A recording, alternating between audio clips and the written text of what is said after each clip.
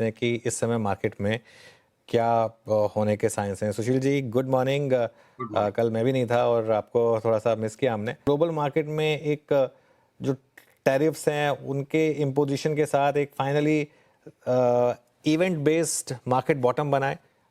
जो सपोज़िटली negative event है, उसके बेस पर आज मार्केट ने एक बॉटम बनाया। ये पॉसिबिलिटी है क्या 22,000 के आसपास? ग्लोबल मार्केट्स और निफ्टी आपने दोनों बातें पूछी है। पीसीआर से मेरा अनुरोध होगा कि मेरी स्क्रीन को तब तक वो शेयर करें। अनुज, नैस्डैक और एस&पी जिस पे हमने एक बड़े करेक्शन का कॉल लिया था, कल परसों में हमने अपने क्लाइंट्स को एक रिवीजन भेजी है कि हम वो लंबी मंदी की नैस्डैक और एस&पी में कॉल को एक बार के लिए फिलहाल पोस्टपोन कर रहे हैं। संभव है, काफी हद तक यहाँ संभव है कि नैस्डैक और एस&पी जिस पे हम ज्यादा बेरिश थे, वो भी एक मिड करेक्शन दे के खाली रह गए हों और 15% तक का उछाल नैस्डैक और एस&पी में भी अब यहाँ से बनना संभव है, जिसकी कंफर्मेशन शायद आज रात को या कल तक होगी। देखिए वो चार्ट आ गई मेरे स्क्रीन पे, तो जो डाउन ट्रेंड लाइन है ना, हरी वाली लाइन, देखिए ये जब क्रॉसओवर हमें दे देगी, ये आज और भी ऊपर चला गया अगर नैस्डैक यहाँ से, नैस्डैक में एक बार 23,000 का कॉल ट्रिगर हो सकता है। समय का अभाव इसलिए मैं एस&पी की चार्ट को नहीं दिखा रहा हूँ। सिमिलर टाइप का स्ट्रक्चर एस&पी में भी है। जिस तरह की पैराबोलिक अपमूव डैक्स में आ गई, मान लीजिए 23,000 से 22,000 की निफ्टी ना, हमको अंदाज भी नहीं लगा, सांस लेने के पहले भड़ाक से आ गया। उसी तरह अगर ये अपवर्ड मेल्टडाउन भी दुनिया के कुछ मार्केट्स में हो रहा है, जैसे डैक्स में हो रहा है, तो यहां से अगर रिबाउंड बनेगा तो वो इतना फास्ट बन सकता है। इसलिए हम बहुत ही सिलेक्टिव हैं कि अगर शॉर्ट करेंगे तो कोई गिने चुने स्टॉक्स को करेंगे। 500 700 पॉइंट 800 पॉइंट निफ्टी का कमाने का मौका छूट गया तो छूट गया, ये स्टांस हमने लिया हुआ है। 30,000 एक ही मिनट में नहीं आएगा। अब एक चार्ट मैं आपको और दिखाना चाहूंगा, जो मेरा अनुरोध है, बहुत जरूरी है। चाइना जिसको लेके बड़ा कोहराम सबने मचाया हुआ है, वो चार्ट को प्लीज देख लीजिए। ये देखिए आपकी एक सेकंड, ये कंपोजिट बहुत ज्यादा इंडिसेस हो गई है चाइना में। ये देखिए, श- हम हम अगर इसी को ले लेते हैं, टोटल रिटर्न इंडेक्स को, चाइना के अंदर देखिए, मैं आता इस पे, एक मिनट। टोटल रिटर्न इंडेक्स पे मार्किंग अलग है। हाँ, ये रहा कि चाइना में बहुत बड़ी तेजी है। उसके पहले हमें ये समझना पड़ेगा कि ये जो ट्रायंगुलर पैटर्न रन अराउंड कर रहा है चाइना में, इसका एक अपवाद मुझे दिखता है कि 2025 में चाइना 3700 के ऊपर जाए बिना वापस 2500 आए, और उसके बाद 2026 में 5,000, 5,500, 6,000 तक जा सकता है। तो जो चाइना की तेजी से घबराहट है, मुझे लगता है वो घबराहट 2026 के लिए होनी चाहिए, 25 के लिए नहीं होनी चाहिए। चाइना ने एक जो स्पाइक दिया और थोड़ा अपवर्ड पुश देने के बाद बाकी पूरा साल भर ये आहिस्ता आहिस्ता आहिस्ता आहिस्ता नीचे मियांडर करता रहे, ये संभावना बिल्कुल स्पष्ट है कि ये पॉसिबल है। इसलिए सिर्फ चाइना फैक्टर को देख के डर डर के कि सारा पैसा चाइना ले जाएगा, निफ्टी में नहीं आएगा। और अब मैं लौटूं आपके निफ्टी के सवाल पे, तो ये देखिए, बिल्कुल यहाँ बेचना महामूर्खता का काम है, लेना उतावली का काम है। अब अगर आज ये 22,340 के ऊपर अगर निफ्टी फ्यूचर चल पड़े हैं, और अगर ये क्लोजिंग भी आज, मेरे को अगर आज ये क्लोजिंग मिल जाती है 22,280 के ऊपर, अभी 340 का भाव है, तो हम आज डेफिनेटली निफ्टी फ्यूचर्स में भी लॉन्ग करेंगे। इंडिविजुअल स्टॉक फ्यूचर्स में जिनमें लॉन्ग हो रही है, अगर 22,280 की क्लोजिंग स्टॉप लॉस के साथ ओवरनाइट कैरी करना है कि नहीं पोजीशन, ये 22,280 के ऊपर अगर मुझे क्लोज देता है, तो मैं इसको लॉन्ग को लेके डेफिनेटली चलूंगा। अगर ये कोई कारण से मेरी लॉन्ग आज कट भी जाती है, कल 22,220 के नीचे जब तक नहीं जाएगा, तो हम वापस इसको लॉन्ग लेने की कोशिश करेंगे। बैंक निफ्टी की चार्ट और ज्यादा स्पष्ट है। डाउनवर्ड जो रेजिस्टेंस लाइन आज उसका क्लियर कट क्रॉसओवर हो गया। I think initial jump upwards में पहले 1,000 पॉइंट निफ्टी के बैंक्स ही लीड करेंगे, और उसके बाद अलग अलग सेक्टर्स की रोटेशन आएगी। बैंक्स बैंक्स लीड करेंगे आपने कहा, लेकिन सिंस आपने नैस्डैक में 15% रैली की बात की, आज क्या आईटी में एक फ्रेश रैली की शुरुआत माने, या फिर क्योंकि सबसे ज्यादा बीट एंड डाउन स्पेस थी, आज निफ्टी आईटी देखिए आप लीड कर रहा है क्लियरली, और सारे आईटी के जो बीट एंड डाउन स्टॉक्स हैं उनमें एक अच्छा मोमेंटम आ रहा है, तो इसको इस सोल्ड से ये रिबाउंड दे देगा, इसमें कोई डाउट नहीं है। सभी चीज रिबाउंड दे देती जब एक साथ बाजार चलता है। अभी भी हमारे को जो तेजी लगती है उसमें, मान लो फॉर एग्जांपल, हमको बजाज फिनसर्व और बजाज फाइनेंस में अगले 6 महीने में बहुत खराब भाव नीचे का दिखता है, वो भी रिबाउंड दे देंगे। और अनुज अगर सीएनएक्स आईटी की चार्ट को मैं देखूं, मेरे को एक रिबाउंड सा ही दिखती है। 36,000 के लेवल से अगर ये बढ़ के 41,100 तक भी हो जाए, 31,000 हो जाए, और उसके बाद फिर लुढ़क जाए तो बड़ी बात नहीं है। हाँ, ट्रेडर्स के लिए अब यहाँ कोई आईटी के भी स्टॉक्स में शॉर्ट रहने का मतलब नहीं बनता है, घूम चुका है बाजार यहाँ से। और एक बार इसमें 2,500 3,000 पॉइंट तक की रैली संभव दिखती है। उससे ज्यादा का विजन मैं अपनी चार्ट्स पे अभी ले नहीं पा रहा हूँ। सिंस आईटी अभी बैंक भी निफ्टी मुझे लगता है अंडर परफॉर्मर सेक्टर होगा, जो बाकी बाजार के साथ रिबाउंड देगा, पर बड़े आउट परफॉर्मेंस दूसरे सेक्टर्स में है।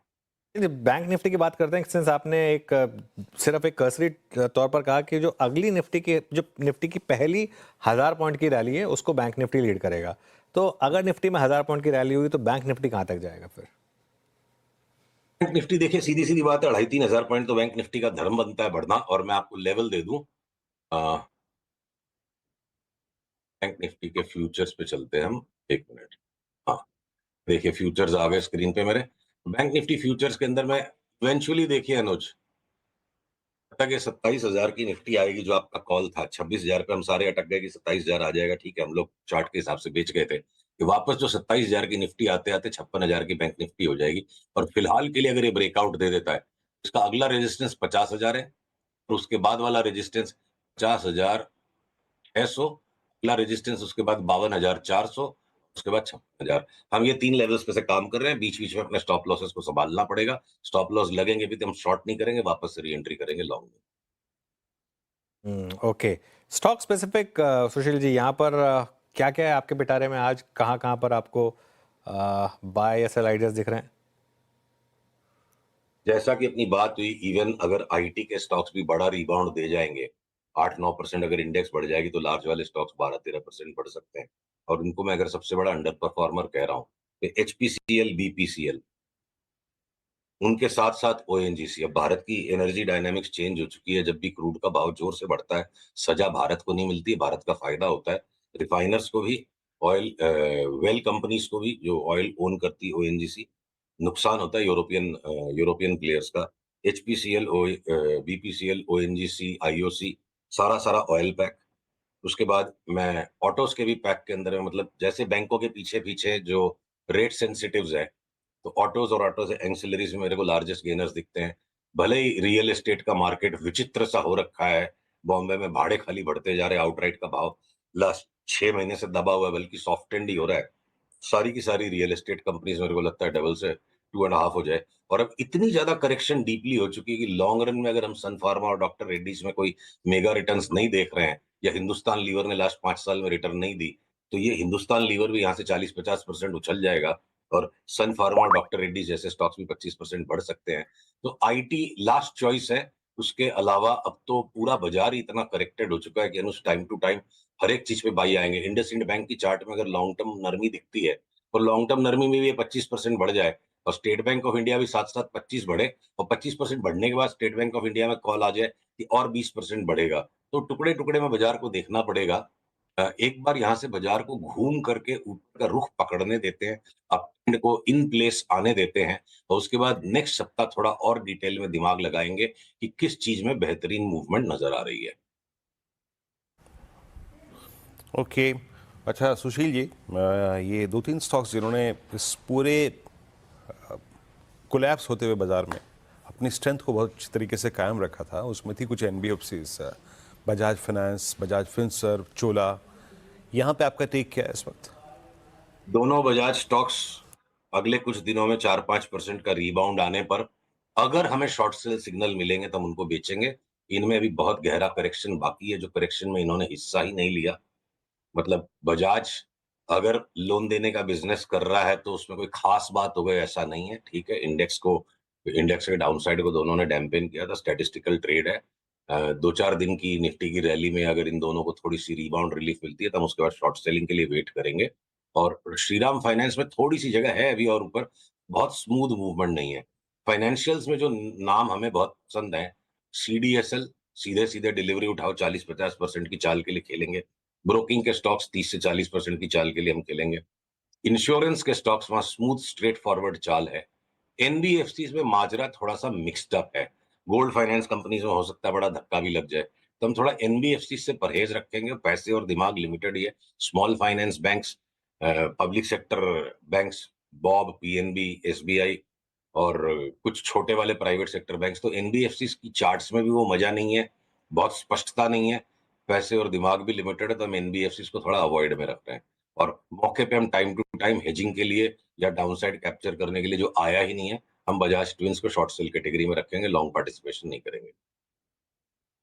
ओके, ठीक है, चलिए अब यहाँ पे हो गई बात B2 की। अच्छा, एक चीज़ और देखिएगा सुशील जी, सिंस आप ग्लोबल मार्केट्स के सेटअप को, चाइनीज़ मार्केट को थोड़ा सा यहाँ पे एक्सप्लेन भी कर रहे थे, ये निफ्टी मेटल इंडेक्स जो है वो करीब करीब 8494 पे, और बीते मेरे ख्याल से मिड जैन से लेकर 3-4 बार इसने इसी जोन को टेस्ट किया। एक दो स्टॉक्स मेटल से बहुत अच्छा कर रहे थे, फॉर इंस्टेंस हिंडाल्को। मेटल में क्या कर रहे हैं आप इस वक्त? मेटल में हम बहुत बड़ी तेजी का इंतजार कर रहे हैं। देखो, अगर आपने निफ्टी मेटल इंडेक्स का ही नाम लिया है, तो पीसीआर अगर ये चार्ट दिखा पाता है तो मैं आपको चार्ट के सहारे दिखाऊं। हम इसको न्यू हाई में भी जाता हुआ देखेंगे और सिग्निफिकेंटली हायर हाई बनेगा इस पे। मेटल्स में अब एक साथ सारे स्टॉक्स के पार्टिसिपेट करने का टाइम आ जाएगा, बेस मेटल्स और आयरन एंड स्टील दोनों का। मुझे संयम रखने वाले के लिए लास्ट क्वार्टर ऑफ 2025 तक में अगर 8,500 वाली निफ्टी मेटल इंडेक्स 11,500 हो जाती तो कोई बड़ी बात नहीं लगती। ये हमारे एक्सपेक्ट पाथ ऑफ मूवमेंट है, ब्रेकआउट अभी तक आया नहीं है। जिंदल स्टेनलेस, जेएसडब्ल्यू एनर्जी, ये हमारी स्टील में टॉप पिक्स होंगी अपार्ट फ्रॉम सेल। सेल हमें लगता है 3 बैगर हो जाएगा, एनएमडीसी स्टील 3 बैगर हो जाएगा। मैं देखिए, एक चीज बहुत जरूरी है, हम जो टेक्निकल बेसिस पर काम करते हैं और बहुत सारी रिटेल पब्लिक अगर ये सोचती है कि हमने इनको लेके ही हम बैठ गए, ये हमारी तैयारी की जब बाई आएगा तब हम लेंगे। तो लोगों से अनुरोध है, जब प्रॉपर बाई सिग्नल आएगा और हम उसका अपडेट करेंगे तब लेना है। लेने की तैयारी और सौदा करके बैठ गए अलग बात है। तो चूंकि वहां पे इतनी बड़ी अपसाइड मूव हमें दिखती है, इसलिए हमने लास्ट के 700-800 पॉइंट में शॉर्ट पार्टिसिपेशन नहीं किया है।